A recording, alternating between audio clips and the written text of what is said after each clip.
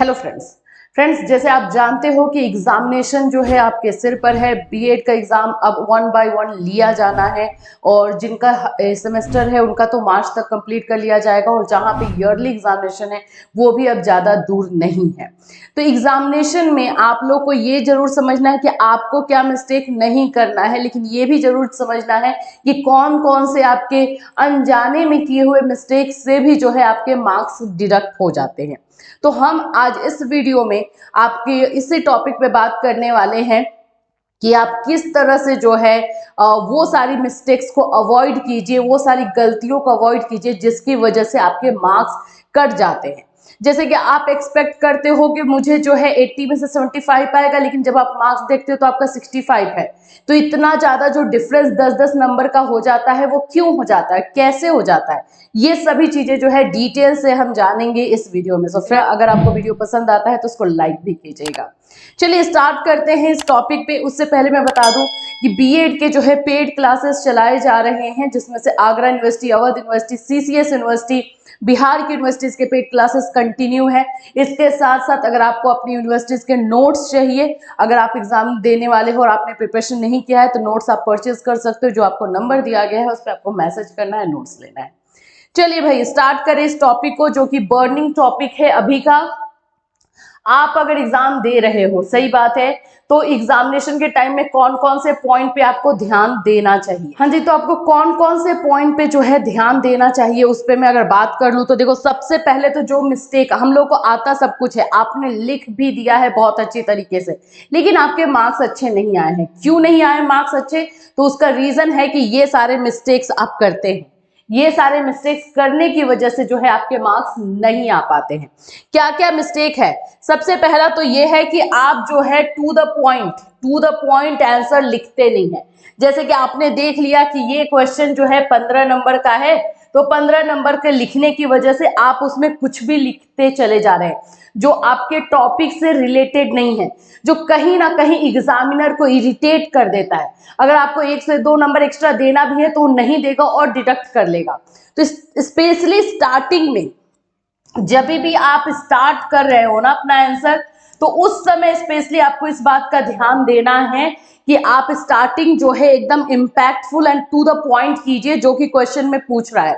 जैसे क्वेश्चन में पूछ रहा है कि वृद्धि से आप क्या समझते हो, और आप स्टार्ट कर देंगे कि हाँ बच्चा ये होता है वो होता है, एग्जैक्टली उस समय आप वृद्धि के बारे में ना बात करके इधर उधर घुमाने लगेंगे, तो वो एग्जामिनर स्टार्टिंग में ही आपसे इरिटेट हो जाएगा। उसके बाद आपने कितना भी अच्छा लिखा होगा ना, वो नहीं देखेगा। तो आपको जो है टू द पॉइंट स्टार्टिंग में लिखना बहुत जरूरी है। बीच में आप थोड़ा इधर उधर जा भी सकते हैं, लेकिन स्टार्टिंग में बिल्कुल नहीं जा सकते हैं।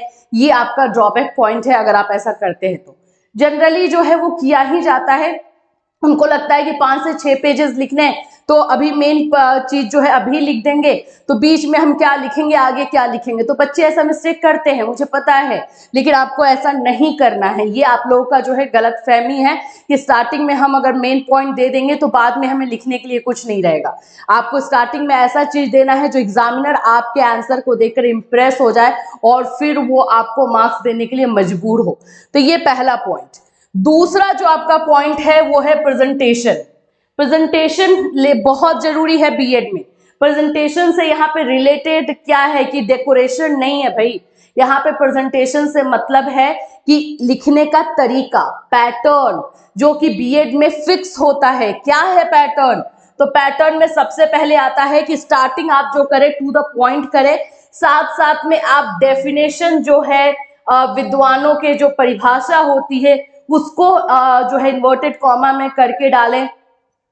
आप एकदम आंसर को ना डिवाइड कर दीजिए। ये इंट्रोडक्शन पार्ट हो गया, ये डेफिनेशन का पार्ट हो गया, बीच में फिर आपका बॉडी पार्ट आ जाएगा, जो भी क्वेश्चन पूछ रहा है उससे रिलेटेड आपको डायग्राम बनाना है, चार्ट बनाना है, उससे एलोबरेट करना है, एंड लास्ट में कंक्लूजन।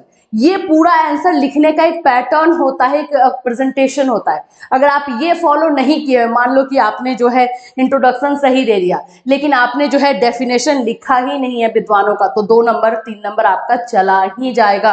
अगर 15 नंबर का क्वेश्चन तो 100% मान लो। और मानो कि आपने इंट्रोडक्शन सही लिख दिया है, आपने डेफिनेशन भी लिखा है, एंड बीच में बॉडी पार्ट में जो है सिर्फ और सिर्फ एक्सप्लेनेशन करते गए तो वो भी जो है एग्जामिनर पे कुछ ज्यादा इम्पैक्ट नहीं डालता है। ओके ओके एंड सो आपको आंसर मिलेगा। लेकिन वही बॉडी पार्ट में आपने थोड़ा सा चार्ट डाल दिया है, डायग्राम बना दिया है, उसके अनुसार अपना आंसर शो करने का ट्राई किया है, तो वो आंसर आपके एग्जामिनर पे पूरा एंड पूरा इम्पैक्ट डालेगा और वो आपको अगर मार्क्स 1-2 नंबर इधर उधर देखेगा भी तो भी दे देगा। ऐसा आपको आंसर लिखना है। तो ये होता है प्रेजेंटेशन, जिस पे ध्यान देना है और जिस पे बच्चे ध्यान नहीं देते हैं, क्योंकि उनको लगता है इतने सारे लिखना है, कौन इतना ध्यान देगा, धर धर धर धर लिखते चले जाते हैं। लेकिन आपको ये नहीं समझ में आता है कि आप जैसे तैसे अगर लिखोगे तो मार्क्स भी जैसा तैसा ही एक्सपेक्ट करो।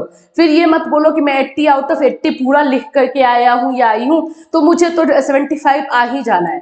आपने अगर प्रेजेंटेशन पर ध्यान नहीं दिया है तो आपका आराम से 10 से 12 नंबर निकल जाएगा।